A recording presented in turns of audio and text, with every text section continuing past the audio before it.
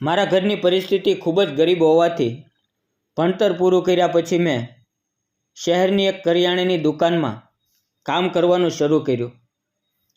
દુકાનના માલિક સ્વભાવથી ખૂબ સારા હતા. તેમને એક દીકરી હતી જે દેખાવમાં ખૂબ જ સુંદર હતી. માલિક બીમાર રહેવાને કારણે તેના બદલે દુકાન પર તેની દીકરી આવવા લાગી. ધીમે ધીમે અમારી સારી મિત્રતા થઈ ગઈ. એક દિવસ બપોરનો સમય હતો. અમે ભોજન કરીને આરામથી બેઠા હતા. વાતો કરતા કરતા અચાનક મારી નજર તેની નજરથી ટકરાઈ ગઈ. અને ત્યારે કંઈક એવું થયું. મિત્રો, વિડીયોમાં આવતા નામ, પાત્ર અને ઘટના ફક્ત કાલ્પનિક છે. તેનો કોઈ પણ જાતિ, ધર્મ કે વ્યક્તિ સાથે સંબંધ નથી. આ વાર્તા ફક્ત મનોરંજન અને શૈક્ષણિક હેતુ માટે બનાવવામાં આવી છે. અન્યથા તેને તે રીતે જુઓ. મિત્રો, કહાનીમાં આગળ વધીએ. મારું નામ ભરત છે. મારી ઉંમર 29 વર્ષની છે અને હું એક નાનકડા ગામમાં રહું છું. હું ફક્ત 12 ધોરણ સુધી જ ભણી શક્યો કારણ કે ઘરની આર્થિક પરિસ્થિતિ ખૂબ જ ખરાબ હતી. તેથી આગળ ભણી શક્યો નહીં. 12મું ધોરણ પૂરું કર્યા પછી હું ખેતરમાં કે પછી શહેરમાં જે પણ કામ હતું તે કરવા લાગ્યો. મારા એક મિત્રની ઓળખાણથી મને શહેરની એક કરિયાણાની દુકાનમાં કામ મળી ગયું. તે દુકાન મારા ઘરથી અંદાજે 10 કિલોમીટર દૂર હતી. હું રોજ સવારે 8 વાગ્યે દુકાન પર જતો અને સાંજે 6 વાગ્યે ઘરે પાછો આવતો. જ્યાં હું કામ કરતો હતો તે માલિક ખૂબ જ ઈમાનદાર અને સારા સ્વભાવના હતા. તે સમયસર મને પગાર આપતા અને મારી પાસેથી વધુ કામ પણ કરાવતા નહોતા. એક દિવસ હું અને માલિક બંને દુકાન પર બેઠા બેઠા ગ્રાહકોને વસ્તુ આપી રહ્યા હતા. પણ આજે ગ્રાહકો ઓછા આવ્યા હતા એટલે દુકાનમાં શાંતિ હતી. અચાનક માલિકની છાતીમાં દુખાવો શરૂ થયો અને તે તેનો ચહેરો પકડીને બેસી ગયા. તેને જોઈને હું ગભરાઈ ગયો. મને સમજાતું નહોતું કે હું શું કરું. મેં તરત આજુબાજુના લોકોને બોલાવ્યા અને તેની મદદથી મેં તેને હોસ્પિટલ પહોંચાડ્યા. ડૉક્ટરે તપાસ કરી તો ખબર પડી કે તેમને હાર્ટ એટેક આવ્યો છે અને દિલમાં બ્લોકેજ છે. તરત જ તેનું ઓપરેશન કરવું જરૂરી હતું. મેં તેમની પત્નીને ફોન કરીને બધું કહ્યું. મારી વાત સાંભળી તેઓ ગભરાઈ ગયા અને રડવા લાગ્યા અને તે તરત જ હોસ્પિટલ પહોંચી ગયા. તેણે ડૉક્ટર સાથે વાત કરી અને ઓપરેશન માટે હા પાડી.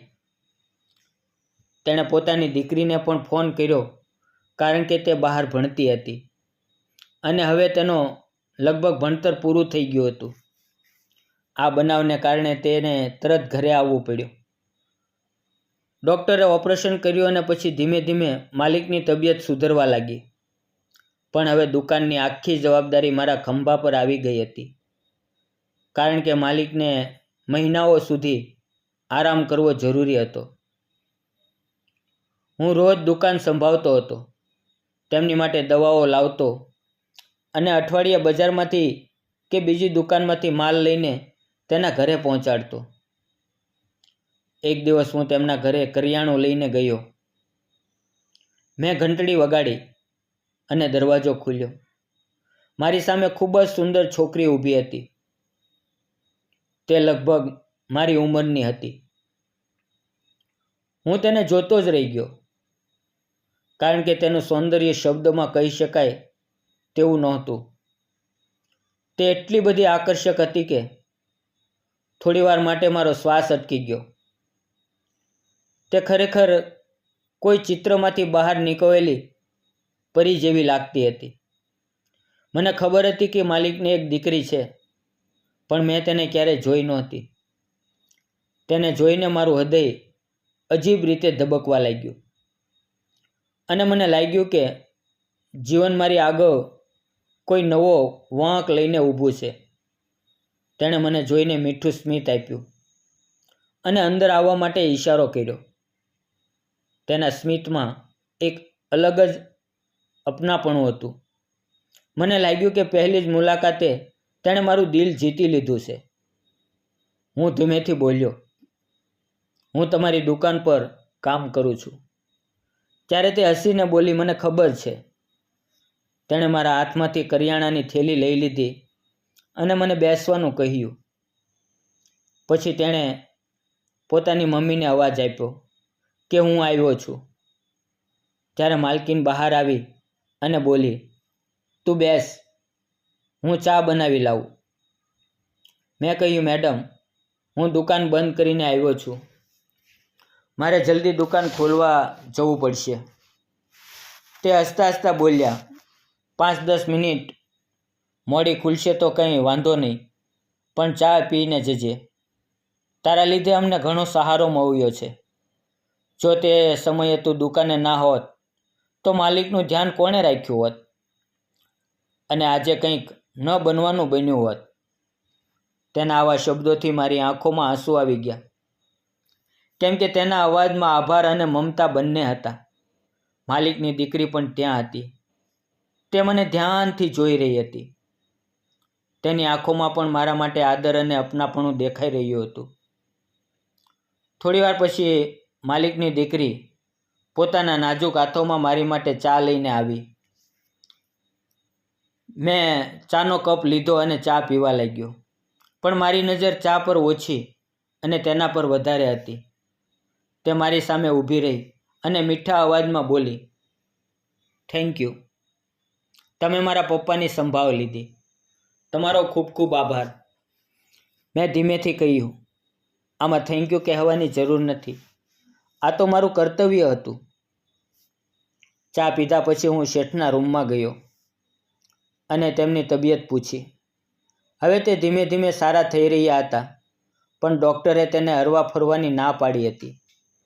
એટલે દુકાનની બધી જવાબદારી હવે મારી ઉપર હતી. મેં પણ તેને ખાતરી આપી કે તમે ચિંતા ન કરો, હું દુકાન સારી રીતે સંભાળીશ. એ રીતે 5-6 દિવસ વીતી ગયા. પછી એક દિવસ હું દુકાન પર હતો ત્યારે અચાનક માલિકની છોકરી ત્યાં આવી. તેણે મને જોઈને સ્મિત કર્યું અને મારી બાજુના ટેબલ પર બેસી ગઈ. હું આશ્ચર્યમાં બોલ્યો, તમે અહીંયા? તો તે હસીને બોલી, મમ્મી પપ્પાએ મને તમારી સાથે કામ કરવા મોકલી છે. મારું ભણતર પૂરું થઈ ગયું છે. હવે ઘરે બેસીને શું કરીશ? તેથી જ મેં કહ્યું કે દુકાનમાં જઈને હું મદદ કરું.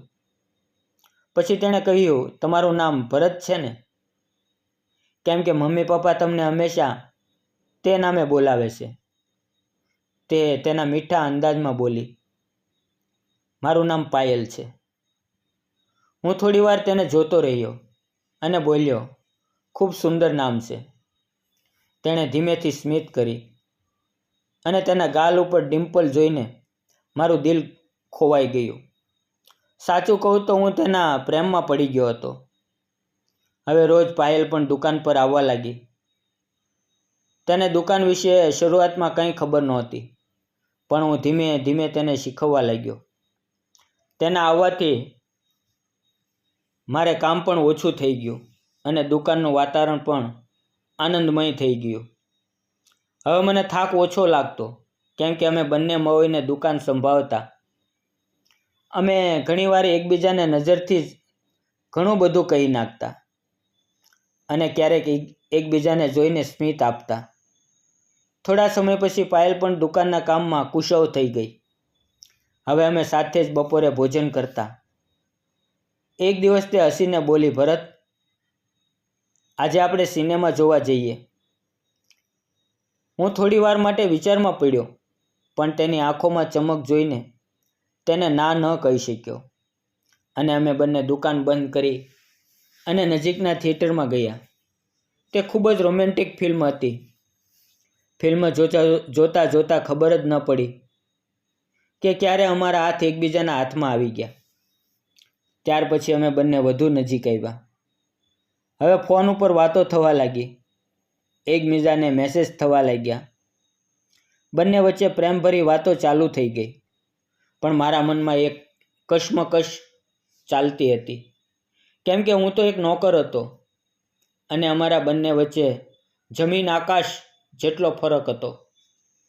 મારા માલિકે મારા પર વિશ્વાસ મૂક્યો હતો અને હું તેને ધોકો આપવા નહોતો માંગતો. પણ પાયલ બોલી, ભરત તું નોકર છે, પણ તેનાથી શું ફરક પડે છે? મને ફક્ત તું જોઈએ છે. મારે તારા પ્રેમમાં જીવવું છે. ગરીબીમાં પણ તારી સાથે જીવન જીવવા તૈયાર છું. તેના શબ્દોએ મારા દિલને ઓગાળી દીધું. છતાં હું સંકોચાતો હતો. અંતે મેં હિંમત કરીને માલિક અને માલકીન સમક્ષ બધું ખુલ્લું કહી દીધું કે હું અને પાયલ એકબીજાને પ્રેમ કરીએ છીએ. જો તમે સ્વીકાર ન હોય તો હું આ સંબંધ તોડી નાખીશ, પણ તમને તમારી સાથે ધોકો નહીં આપું. આટલું કહી હું ઘરે જતો રહ્યો. 2-3 દિવસ સુધી હું દુકાન પર ગયો જ નહીં. પછી અચાનક માલિકનો ફોન આવ્યો અને હું જ્યારે તેના ઘરે ગયો તો માલિક અને માલકીન અને પાયલ મારી રાહ જોઈ રહ્યા હતા. માલિકે કહ્યું, ભરત, તું ખૂબ જ સારો માણસ છે. તારી ઈમાનદારી તારી સાચી ઓળખાણ છે. મારી દીકરી તને પસંદ કરે છે અને હું જોઉં છું કે તું પણ તેને દિલથી પ્રેમ કરે છે.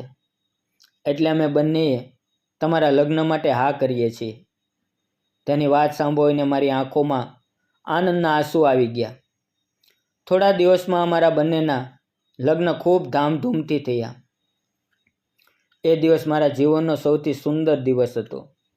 આજે પણ પાયલ મને એટલો જ પ્રેમ કરે છે જેટલો લગ્ન પહેલાં કરતી હતી. મિત્રો, સાચા પ્રેમમાં પૈસા, દરજ્જો કે પરિસ્થિતિ મહત્ત્વની નથી. મહત્ત્વનું છે દિલનો સત્કાર અને ઈમાનદારી. પૈસાથી સાચો પ્રેમ ખરીદી શકાય નહીં, પણ પ્રેમથી જીવનને સોનામાં ફેરવી શકાય છે. જો મારી આ નાની એવી પ્રેમ કથા તમને ગમી હોય તો પ્લીઝ વિડીયોને લાઈક, ચેનલને સબસ્ક્રાઈબ અને નાની એવી કોમેન્ટ જરૂર કરજો. ફરી મળશું આવતીકાલે એક નવી વાર્તાની અંદર. ત્યાં સુધી આવજો અને વિડીયો પૂરો જોવા બદલ આપ સૌ મિત્રોનો દિલથી ખૂબ ખૂબ ધન્યવાદ. ફરી મળશું મિત્રો આવતીકાલે. ત્યાં સુધી આ તમારા ગુજરાતી મિત્રને રજા આપો. ધન્યવાદ મિત્રો.